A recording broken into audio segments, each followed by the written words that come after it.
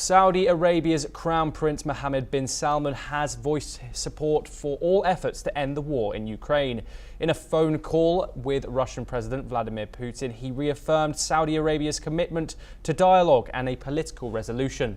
The call comes after US-Ukraine talks in Jeddah proposed a 30-day ceasefire, a plan Putin says raises serious concerns.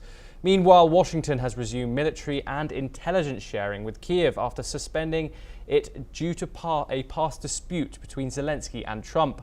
The two leaders also discussed their OPEC commitments and Saudi Arabia's mediation efforts between Russia and the US.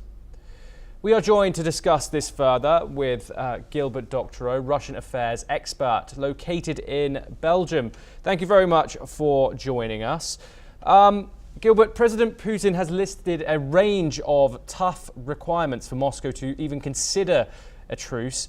This includes no NATO membership for Ukraine, and it also includes these territories, including Crimea. Can you explain why the Kremlin insists on these demands and whether it truly wants a workable ceasefire, or are these conditions primarily for show? For show. They're substantive, and the Russians insist that they be addressed. Otherwise, the sacrifice of 150,000 Russian soldiers over the last 3 years will be unjustified, and the Kremlin will find itself opposed by patriots at home. This is nothing new. In June 2024, Mr. Putin stated very clearly, I believe it was a meeting of the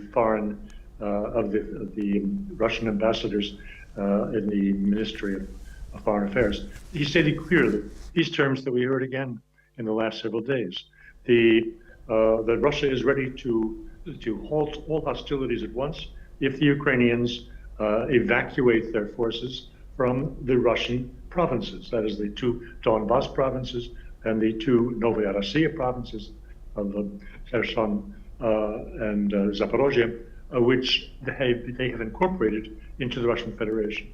This is nothing new, but the main issue here was also stated in 2024 and has been repeated several times since, and that is the agreements that have to be reached with the United States, not with Ukraine, but the United States, because the overarching issue that caused Russia to unleash the special military operation was to roll back the NATO expansion since 1994, which is in violation of all the promises given to Gorbachev by Baker and by the German leadership when Russia agreed to withdraw from the Warsaw Pact countries. The United States, as you say, under President Trump, has pushed for this 30-day pause in the fighting, yet Putin's reaction is described as incomplete. From the Russian viewpoint, why isn't a short-term pause an appealing step towards ending the conflict? Doesn't it at least offer a humanitarian window? Not at all.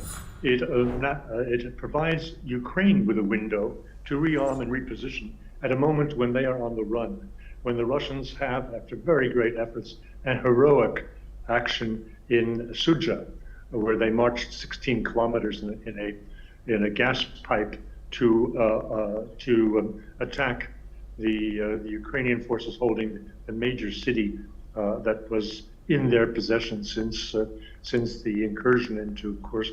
The Russians have made enormous efforts to seize the initiative. They have it, and they have no intention of sacrificing this, allowing Mr. Zelensky to rearm and reposition and to take away the advantages that the Russians have won at great cost. Ukrainian President Zelensky has called Putin's response manipulative. What's your perspective on that accusation? Does Russia accept any responsibility for prolonging negotiations, or do you see Zelensky's criticism as baseless? No, it's not baseless. He is correct, but I point to the fact that the expectation could have been that the Ukrainians and all the propagandists in the EU would have attacked Putin for turning down the American-Ukrainian initiative. No, they haven't done that.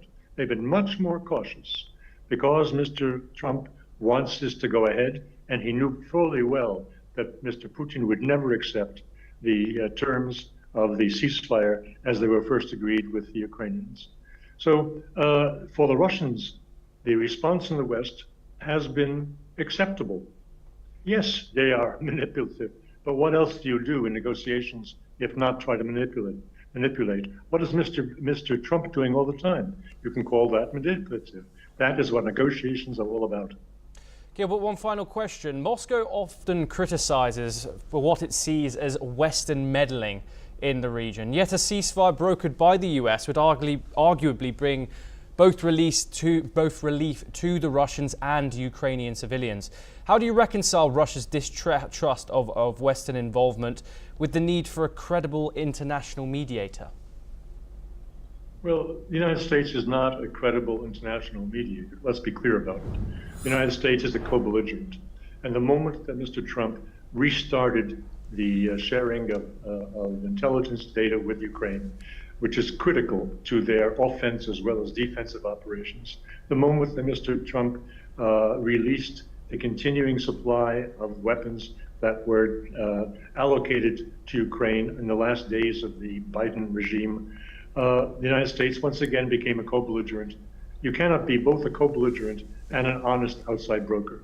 So the situation is rather peculiar in all senses. Nonetheless, the Russians fully appreciate that Mr. Putin made this clear at his press conference yesterday, together with Belarusian President Lukashenko, that the Kremlin is highly appreciative of all of Mr. Trump's efforts, and that they will likely succeed, but only after the terms, the details in which the devil exists are clarified, because we all received from Mr. Rubio in his press conference after the meeting in Jeddah only procedural remarks that groups have been named to negotiate and so forth.